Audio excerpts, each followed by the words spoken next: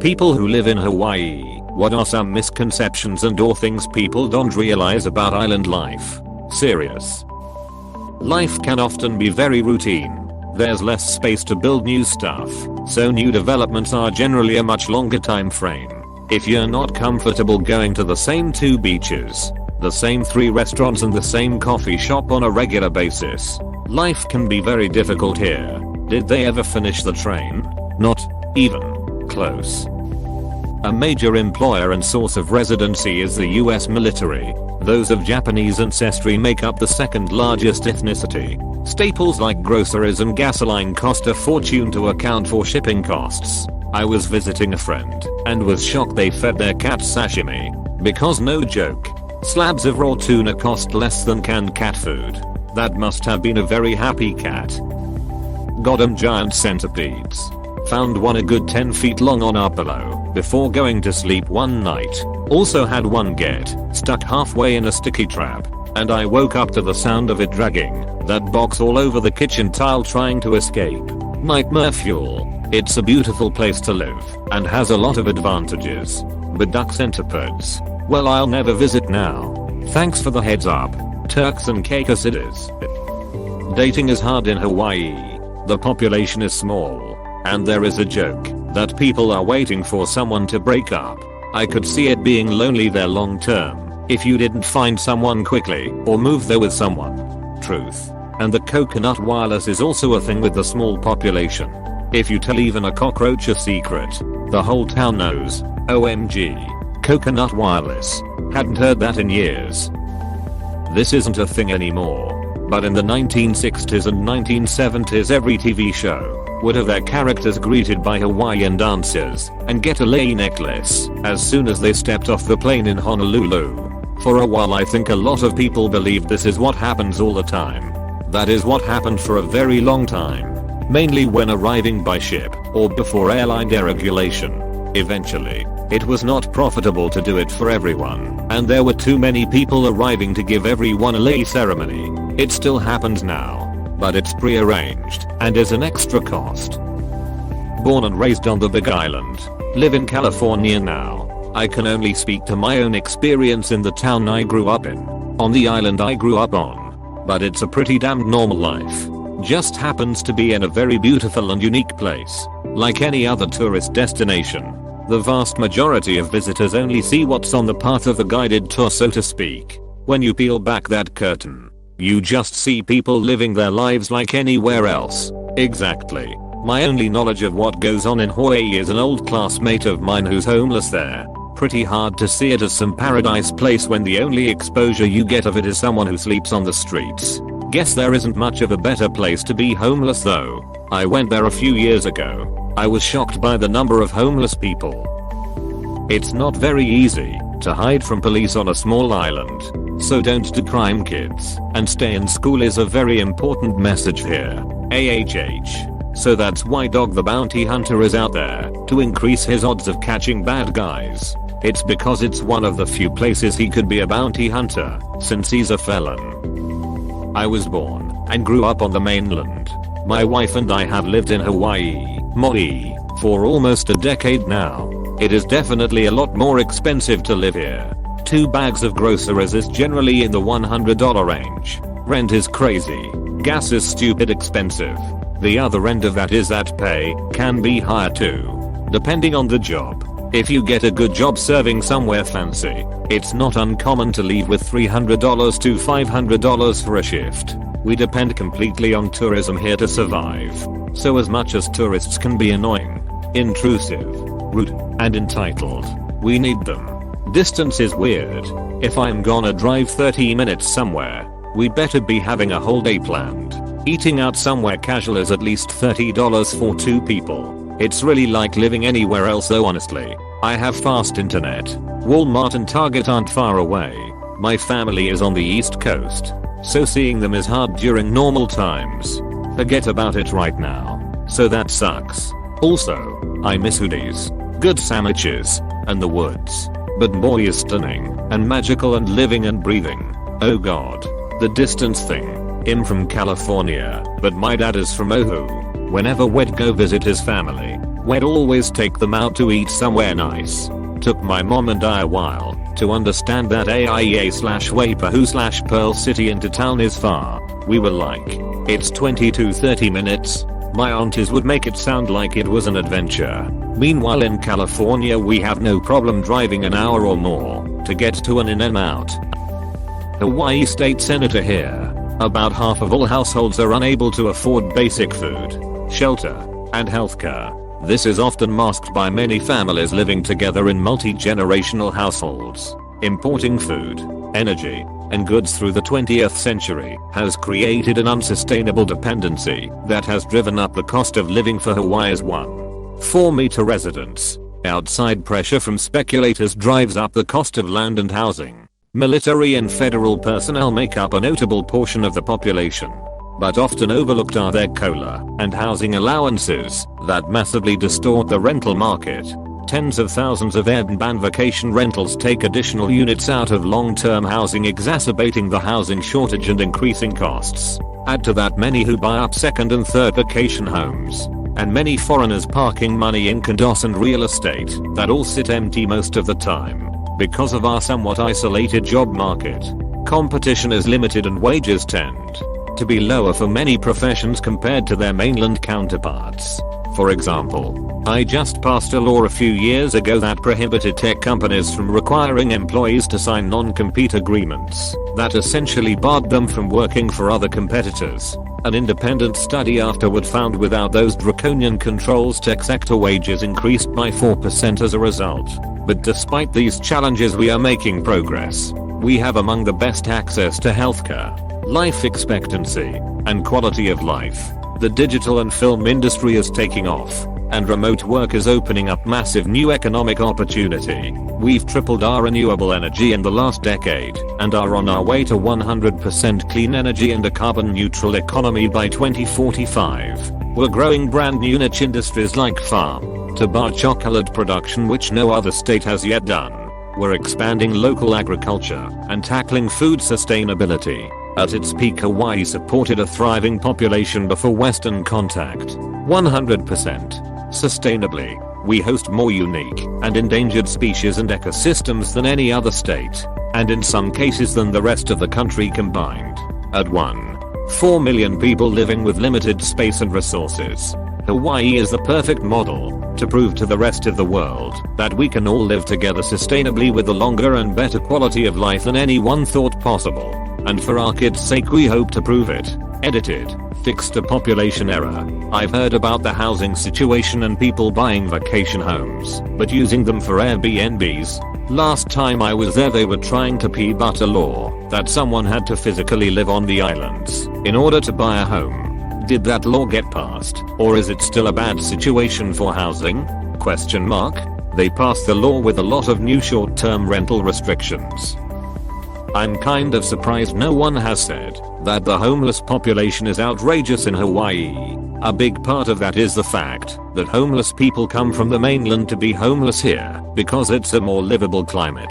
I've met so many homeless people who came from like Washington or Colorado, and then also, when all the mental health hospitals were closed, there still hasn't been any programs or ways to help people who needed those services and therefore homeless. And then now COVID. An Uber driver told me that homeless in Chicago would be given the option of a one-way ticket to Hawaii and some pocket cash as a method to get peer off their street. TS. Not sure if true though.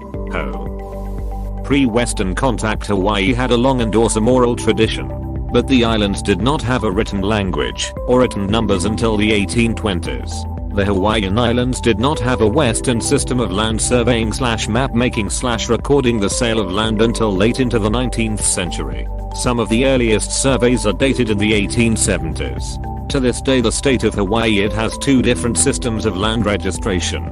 Title searches in Hawaii can be complicated and difficult because many of the original documents were originally written in Hawaiian, which is one of the official languages of the state. Even today there are many clouded titles on land and disputes as to actual ownership dating back to the days of the Hawaiian monarchy, and some of those claims are still in litigation more than 100 years later. The missionaries, in trying to record the Hawaiian language, decided to simplify it and got rid of some letters, e.g. the letters S, T, R. So the idea that Hawaiian has a 13-letter alphabet is incorrect. It's not so much they decided to simplify it as they tried to write it phonetically, and they didn't have that great an ear. They were learning Hawaiian at the same time they were trying to transcribe it. Mistakes were made. After living on the Big Island for 12 years now, I can say it is not always the vision of living in paradise that my friends and family keep presuming it is. My family discredits any struggle I have because I'm in paradise. Many of us are still struggling despite the beautiful beaches. Even more so with COVID and the lack of jobs.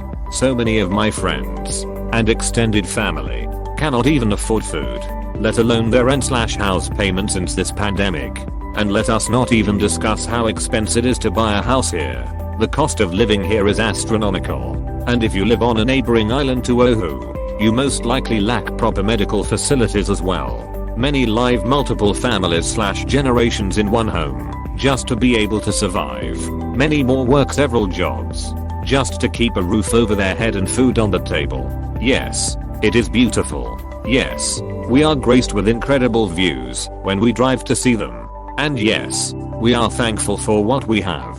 But please do not ever think that it is just a fantasy island we live on, as we all have our burdens to carry. If you are one of the fortunate who move here when you retire and already have incredible assets, then this really is paradise! Exclamation mark. If you are from here or relocated at a young age, have families to support, or otherwise, well, it is a high price to pay and much sacrifice for so many.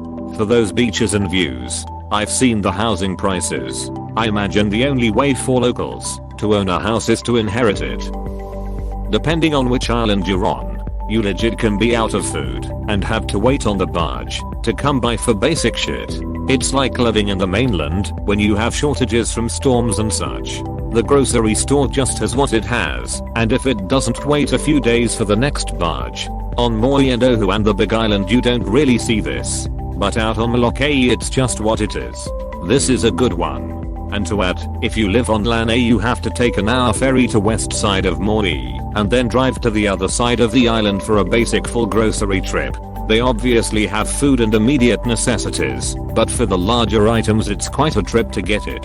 Which is wild, since you'd think you could come over to Molokai, but it's not like there is enough in the grocery store to really support both islands. Born and raised on Oahu, every local I know doesn't wear shoes or slippers in the house. And most dislike going to tourist spots, like Waikiki. Also a half-hour drive is considered a long drive. Haha. Or anywhere. I teach online, and used to go to the Starbucks at the Koko Marina in Hawaii to work, and enjoy air conditioning. I remember this one time. Some guy came in, and the staff were like, "Whoa dude, you're wearing a shirt and shoes." And he said yeah. Fear won't let me in church without them anymore. Seriously. If I had a dime for every time I saw someone at Starbucks without shoes, if y'all'd at Safeway, I'd be a millionaire. My dad moved to Oahu and stayed out there for many years. I would go visit when I could. The biggest thing I noticed was the drugs and outright poverty that seems to go overlooked. With that came violence. My dad got mugged and put in the hospital coming out of a bar. I was beat up walking out of a hotel once. Some places can be super rough. My uncle was a military man and got moved out there. So my cousin grew up in Honolulu. The local kids did not take kindly to Harold's, witty, and did whatever they could to antagonize him. He was glad to move back to the mainland. My wife and I attended a native Hawaiian educational seminar about 10 years back, and we are telling a story about gloriously we were treated by the locals. My ex-Navy brother-in-law walked in and said Hawaii. I was stationed there for a year. The locals hate whites. It's the worst place I've been in my life. Apostrophe. I couldn't believe we were talking about the same place. Lived on Oahu for about 4 years from 2012 to 2016. How expensive everything is definitely at the top of the list. The one that most people don't expect is that I had a hard time making friends. I'm guessing this could be hard in any tourism based place, but I'd go to the restaurant or bar and meet tons of people. They were all there for the week. It seems that even residents my age were all only there for a short time frame as well. I just had a constantly rotating group of friends, and it got old. That's part of the reason I moved back to the mainland. Also, everyone was always stealing stuff. Mopeds and other goods get stolen all day every day. If it's not locked, it's gone. It was frustrating the amount of stuff that would just go missing, or get broken into. All that being said, I would live there again. I do miss it every once in a while. We aren't all native Hawaiians, and most of us can't speak Hawaiian. I for one am from India. I'm Indian too. Just out of curiosity, is there a large Indian population in Hawaii? I know there are Indian restaurants in Oahu and Big Island. I just moved from there, Oahu, and the Indian population was pretty small and tight-knit. I only knew of one Indian store, and I went to a Diwali celebration that my husband's coworkers invited us to. In it, there were maybe 60 people there. There are a couple of decent Indian restaurants there, but according to his coworkers they were just okay. The food his coworkers' wives shared with us was without a doubt far superior. Blew my mind. We went to Kauai a couple years ago, and while there we attended the agricultural fair. A local told us he dropped $500 on his family at the fair. He said that was it as far as amusement parks, so every year the fair was the thing. It hit us then that for us, we could go a couple hours to say Busch Gardens or a day to Disney World. If they were to go to anything like that other than the fair, it would be a major haul to the mainland. Yeah, I worked with a family who spent like $5,000 on their kids' prom, because it was like the biggest even next to a wedding for them. What seems like paradise to you, a tourist, is just home and somewhat claustrophobic to us. A lady we rented a condo from is from the Midwest. She said people who move to Hawaii talk about the 7-year itch. Apparently it's about that time that they realize they are in the middle of the Pacific on a relatively small piece of land. I live in CA and have been to Hawaii maybe 8 times. Longest was 10 days, and while I'd love to spend a month there sometime, I definitely could see the claustrophobia.